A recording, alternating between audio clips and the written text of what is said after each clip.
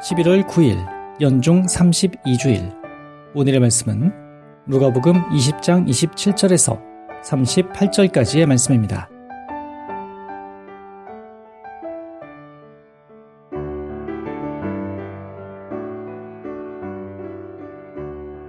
부활이 없다고 주장하는 사두가이파 사람들 몇이 예수께 와서 물었다. 선생님, 모세가 우리에게 정해준 법에는 형이 결혼했다가 자녀 없이 죽으면 그 동생이 형수와 결혼하여 자식을 낳아 형의 대를 이어야 한다고 했습니다. 그런데 7형제가 살고 있었습니다. 첫째가 아내를 얻어 살다가 자식 없이 죽어서 둘째가 형수와 살고 다음에 셋째가 또 형수와 살고 이렇게 하여 7형제가 다 형수를 데리고 살았는데 모두 자식 없이 죽었습니다. 나중에 그 여자도 죽었습니다. 이렇게 7형제가 다 그 여자를 아내로 삼았으니 부활 때 그 여자는 누구의 아내가 되겠습니까? 예수께서 이렇게 대답하셨다. 이 세상 사람들은 장가도 들고 시집도 가지만 죽었다가 다시 살아나 저 세상에서 살 자격을 얻은 사람들은 장가드는 일도 없고 시집가는 일도 없다. 그들은 천사들과 같아서 죽는 일도 없다. 또한 죽었다가 다시 살아난 사람들이기 때문에 하느님의 자녀가 되는 것이다. 모세도 가시덤불 이야기에서 주님을 가리켜 아브라함의 하느님, 이삭의 하느님, 야곱의 하느님이라고 불렀다. 이것으로 모세는 죽은 자들이 다시 살아난다는 것을 분명히 보여주었다. 이 말씀은 하느님께서 죽은 자의 하느님이 아니라 살아있는 자의 하느님이시라는 뜻이다. 하느님 앞에 있는 사람들은 모두 살아있는 것이다. 부활이 없다고 주장하는 사두가이파 사람들 몇이 예수께 와서 물었다. 선생님, 모세가 우리에게 정해준 법에는 형이 결혼했다가 자녀 없이 죽으면 그 동생이 형수와 결혼하여 자식을 낳아 형의 대를 이어야 한다고 했습니다. 그런데 7형제가 살고 있었습니다. 첫째가 아내를 얻어 살다가 자식 없이 죽어서 둘째가 형수와 살고 다음에 셋째가 또 형수와 살고 이렇게 하여 7형제가 다 형수를 데리고 살았는데 모두 자식 없이 죽었습니다. 나중에 그 여자도 죽었습니다. 이렇게 7형제가 다 그 여자를 아내로 삼았으니 부활 때 그 여자는 누구의 아내가 되겠습니까? 예수께서 이렇게 대답하셨다. 이 세상 사람들은 장가도 들고 시집도 가지만 죽었다가 다시 살아나 저 세상에서 살 자격을 얻은 사람들은 장가드는 일도 없고 시집가는 일도 없다. 그들은 천사들과 같아서 죽는 일도 없다. 또한 죽었다가 다시 살아난 사람들이기 때문에 하느님의 자녀가 되는 것이다.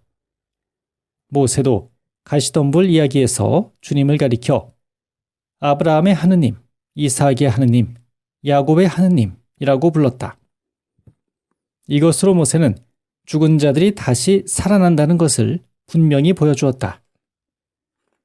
이 말씀은 하느님께서 죽은 자의 하느님이 아니라 살아있는 자의 하느님이시라는 뜻이다. 하느님 앞에 있는 사람들은 모두 살아있는 것이다.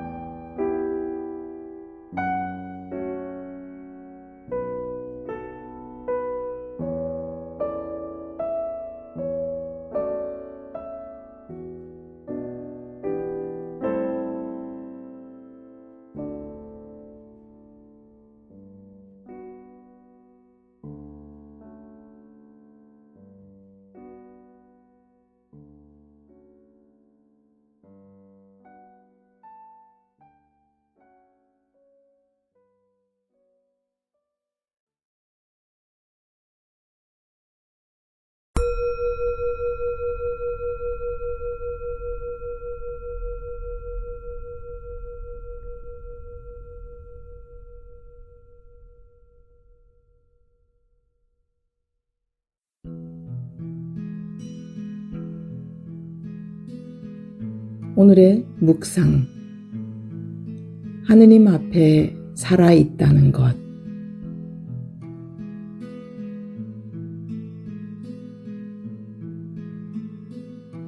오늘 복음 마지막에 예수님께서는 하느님 앞에 있는 사람들은 모두 살아있는 것이다 라고 말씀하십니다. 저는 이 말씀을 읽으며 이와 반대되는 말씀들이 떠올랐습니다.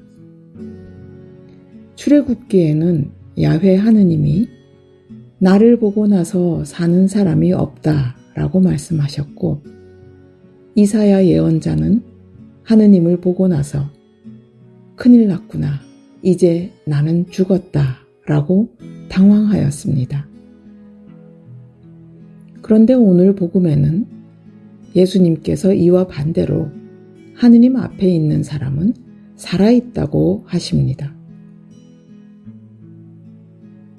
얼핏 보면 상반된 것처럼 들리는 말씀들을 묵상하며 하느님 앞에 참된 생명으로 살아있으려면 먼저 그동안 내가 의지하고 있던 것을 절대화하지 말아야 한다는 점을 다시금 되새겨 봅니다.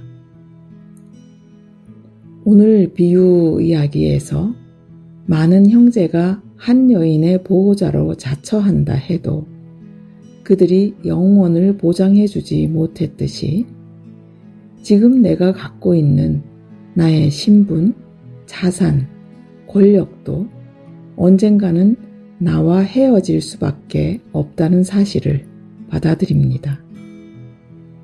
이런 의미에서 하느님을 만나기 위해서는 먼저 가면을 쓴 내가 죽어야 하고, 그렇게 해야만 속 안에 있는 나도 살 수 있는 것이라고 묵상해 봅니다.